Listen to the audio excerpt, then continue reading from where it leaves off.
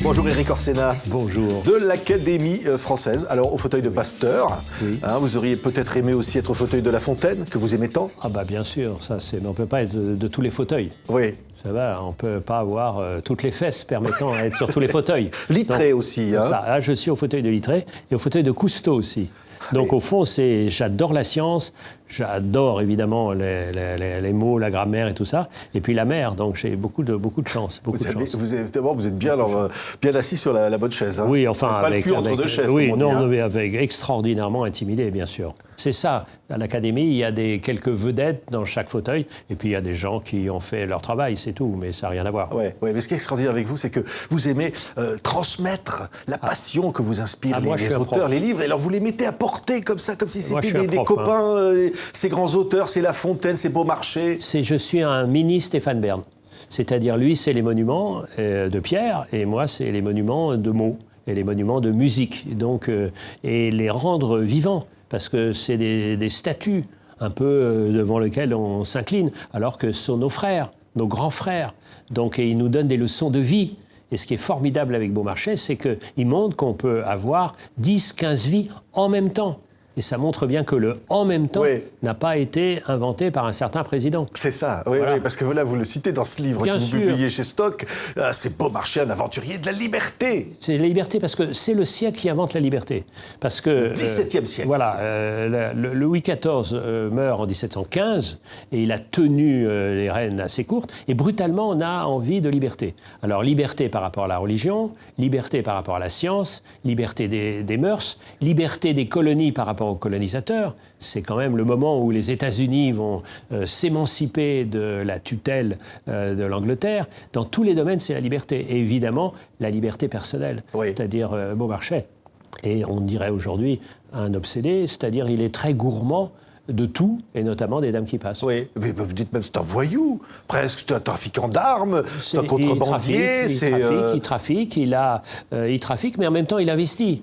C'est-à-dire que, par exemple, c'est lui qui est le premier investisseur dans la première société qui distribue de l'eau dans Paris par des tuyaux et des pompes, et non pas avec des porteurs qui montaient dans les étages. Donc, vous voyez, il y a ce côté-là. C'est lui qui va armer 40 bateaux, alors qu'il n'a jamais vu la mer de sa vie, et ces bateaux qui vont apporter des armes à tous ceux qui sont, les Américains, qui sont révoltés contre l'Angleterre. Et alors, il joue à cache-cache, les 40 bateaux, avec la marine anglaise, qui est évidemment la plus forte. Donc, c'est lui qui achète, en pleine révolution, 40 000 fusils. Il n'arrête pas, c'est lui qui est espion. C'est ça. C'est-à-dire qu'il est envoyé en mission. Chaque jour, en fait, est une aventure dans sa vie. C'est une folle journée. Chaque jour est une folle journée. Folle journée, c'est le premier titre du mariage de Figaro. Parce qu'il raconte la journée où le comte, qui a des vues sur Suzanne, fait tout pour empêcher le mariage entre Figaro et sa fiancée Suzanne. Ouais. Donc c'est une vitalité invraisemblable. Et ça nous rend à la fois jaloux et un peu honteux. Parce que même comme on essaye d'avoir plusieurs vies et de remplir pleinement la sienne, lui, il nous donne des exemples incroyables. Parce que c'est le roi du rebond. Vous voyez, il est ruiné un jour et puis il est fortuné. Regardez un exemple. Il apprend en 1787 que l'administration envisage de fermer la prison de la Bastille. Il se dit, bonne opération immobilière, j'achète 1 hectare sur la place de la Bastille. Et il fait construire un palais qui fait visiter. Les travaux sont finis en avril 1789.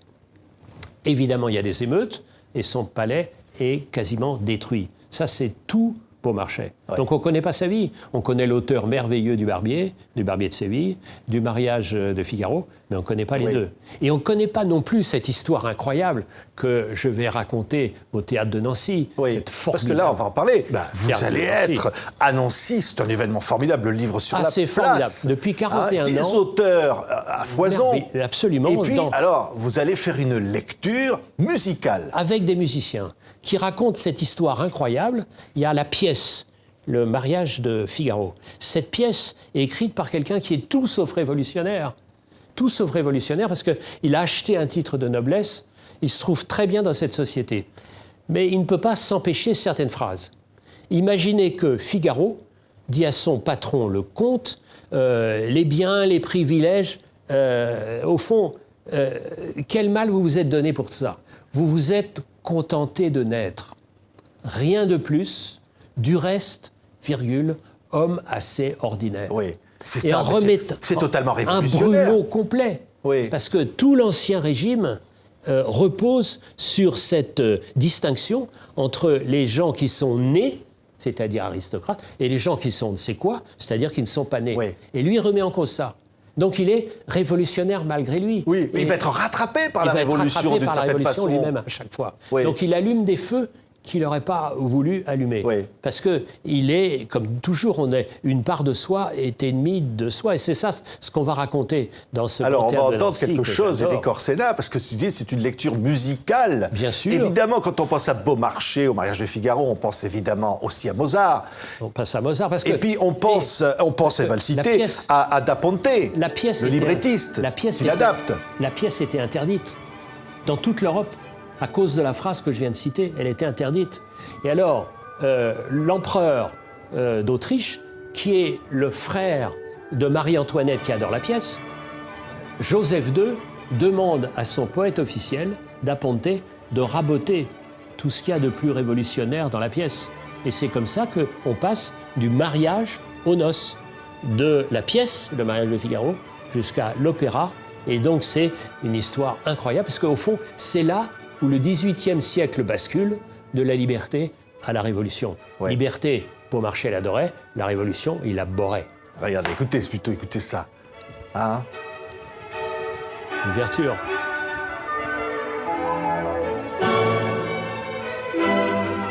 C'est là où le monde se transforme, le monde change. Alors, on peut dire, et vous allez faire cette lecture à Nancy, mais on peut dire quand même aussi, parce que c'est important, qu'il est horloger au départ. Alors au début, c'est ça qui est formidable. Il est maître du temps. Il est maître du temps, donc maître de la mesure.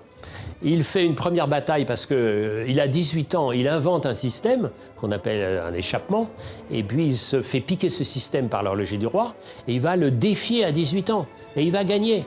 Ensuite, il est maître de musique des filles de Louis XV, ensuite il va être financier, ensuite il va être espion, ensuite il va être armateur, ensuite il va être éditeur, ça va être l'éditeur des œuvres complètes de Voltaire, Oui. ensuite il va être trafiquant d'armes, enfin il aura fait tout ce qu'on peut imaginer, Il est tous les métiers. il est même libertin à un moment. Vous Ah ben, citez il dans est le pas livre. même. Je ne sais pas si Il est pas on peut même le même. citer aujourd'hui. Est-ce qu'on peut encore citer des phrases de Beaumarchais Non, c'est votre aujourd'hui? responsabilité. C'est une lourde C'est responsabilité. votre parce responsabilité, vous assumez. Que, oui, il parle par exemple de langoter. Oui. Langoter, Oui. c'est un mot. Ah, vous, l'académicien, vous l'acceptez Non, ce mot-là? surtout que j'aime la langue. Non, mais il Ouais, faut bah, lire, oui. parce que vous Non, le mais il faut citez lire. dans votre Mais livre. je Hein. cite, Donc, bien nous, sûr, on ne peut je pas le cite. citer à Non, on l'antenne, peut parce qu'il y a pas, des mais- mots... Non, voilà. bah oui, mais la littérature n'est pas toujours sage. Vous comprenez? Et puis, il réinvente ce mot merveilleux qui est le mot guerluchonner. Guerluchonner, c'est-à-dire faire l'amour. Le guerluchon, dans la tradition, c'est l'amant d'une femme mariée, mais aussi c'est quelqu'un qui, une femme qui a une activité un peu rémunérée. Et alors, il y a actuellement en France des saints guerluchons. Les saints guerluchons, et leur culte leur est donné. Parce que le guerluchon, c'est celui qui peut lutter contre la stérilité.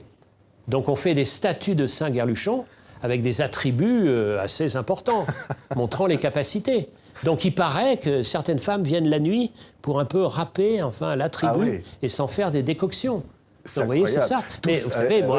moi, je suis extraordinairement pudique. Si je dis ça, c'est par respect de la vérité. Oui. Mais évidemment, je frissonne d'horreur devant ces Ce qui ne choses-là. vous empêche pas de le citer, hein, parce Mais que voilà, je on suis sent bien un quand même. véritable Vous, l'académie. hypocrite. Hein Je suis un véritable hypocrite. Oui. Vous me connaissez assez.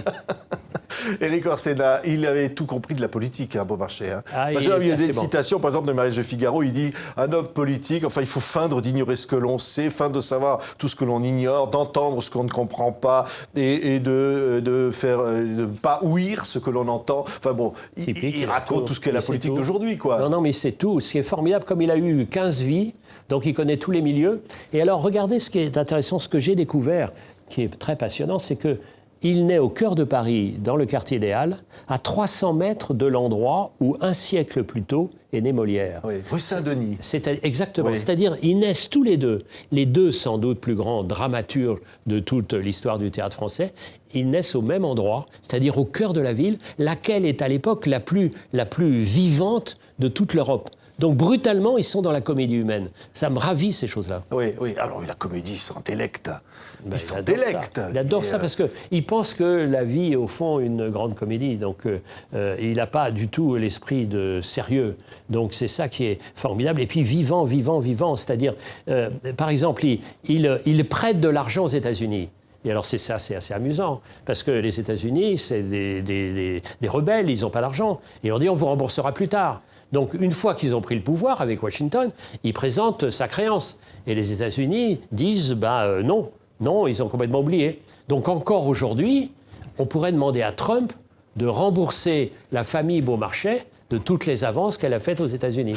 On va voir si l'homme aux cheveux jaunes va être d'accord. Oui, je voudrais qu'on voit des images du livre sur la place, parce que ça va être un événement formidable, parce que le public va venir vous voir, et le public est nombreux. Parce que je veux dire, Éric Orsena, je disais, vous partagez votre passion, vous aimez cet échange, montrer que tous ces immenses auteurs sont à portée de chacun des jeunes. Mais pareil, c'est comme les grandes figures du patrimoine, et on va évidemment pas se comparer, mais on est pareil. C'est-à-dire, qu'est-ce que c'est que la culture ? La culture, c'est l'inverse de la dépression. La dépression, c'est au milieu de la nuit, dire « je réussirai jamais à aller au bout de la journée qui va se lever ». Alors que la culture, on est plus que soi-même. On peut être amoureux, on peut ressusciter, on peut voyager, on s'agrandit soi-même. La lecture, c'est ce lieu du possible. Et alors, ce que j'adore dans le livre sur la place, c'est la place du livre. Et la place du livre au cœur de la ville, mais au cœur de chacun de nous. Oui, oui. Le patron d'ailleurs de ce festival dit « on ne ressort jamais indemne d'une lecture, au fond ». Non, plus grand, bien sûr, c'est ça. On est nourri. Moi, je suis un enfant du livre. Et un enfant des bibliothèques. J'ai cet immense honneur d'être ambassadeur de la lecture publique. Pourquoi ? Parce qu'il faut ouvrir. Pour ouvrir les bibliothèques. Il faut ouvrir les bibliothèques. Macron vous a demandé. Et puis, voilà, il faut ouvrir plus les bibliothèques. Donc déjà, 200 bibliothèques ouvrent en moyenne 6 heures de plus qu'auparavant. Il faut aller un peu plus loin parce que, encore une fois, la livre, c'est possible. Et il se trouve que, vous voyez, je suis en même temps ambassadeur. Oui, parce que comme Beaumarchais, une vie n'est pas suffisante. Je suis en même temps ambassadeur de l'Institut Pasteur. Donc ambassadeur, l'Institut Pasteur, il cherche quoi ? À réparer les vies. Et la lecture cherche à agrandir les vies. Donc le sujet, c'est toujours la vie. Et c'est ce que montre dans la joie, vraiment, le livre sur la place, qui est vraiment le rendez-vous maintenant, le rendez-vous des livres en France. Oui, alors en se quittant, il y a Beaumarchais, ça je vous le conseille, cette aventure de la liberté, c'est absolument fascinant, publié chez Stock. Votre livre d'avant parlait de La Fontaine, on est fans tous de La Fontaine, on vit avec La Fontaine. C'est quoi la fable du jour ou la morale du jour ? Allez, Éric Orsena, ça serait quoi là, ce que vous viendrez, il y a un truc qui s'amuse bien, c'est le chat, la belette et le petit lapin. Et parce que le chat, la belette et le petit lapin, c'est exactement ce qu'on voit en politique, c'est-à-dire le gros chat qui bouffe à la fois la belette, c'est-à-dire la gauche, et puis le petit lapin, c'est-à-dire la droite. En même temps, clac, clac. Le gros chat, c'est Macron, alors, si j'ai compris. Alors, il est plus jeune que dans la fable. Mais c'est pareil. Merci beaucoup, Éric Orsena. 13, 14, 15 septembre 2019, le livre sur la place, Vive 41e édition. Vive Nancy. Et sur la place, il y a les plus belles fontaines. Donc, c'est le lien entre Beaumarchais et les fontaines. Merci beaucoup, Éric Orsena, d'avoir été notre invité.